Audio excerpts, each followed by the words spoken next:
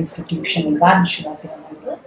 তো হঠাৎ মানে সঞ্জয়জির টিমেই একজন খুঁজছিলেন আর কি, Sanjayji voice খুঁজছিলেন।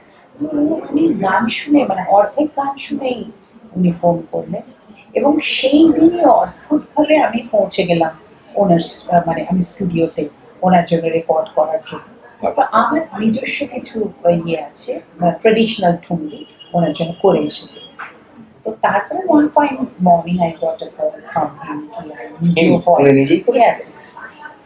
I need your voice and তো এটা সেটা দিনটা কি ছিল, মানে হোয়াট ওয়াজ দ্য ডে? মানে আমি না মানে বিশ্বাস করতে পারছি না। আমি শুধু আমার মেয়েকে বারবার বলছি, হ্যাঁ আমি না কিছুই শুনতে পেলাম না। পোকার মতন কথা বলছি, তুমি শুনতে পারো তাদের সব কুয়াশা হয়ে গেছে, আমার একটা কুয়াশা লাগছে। সঞ্জয় লীলা বনসাই। হ্যাঁ, তো আমি কিন্তু পরশুদিন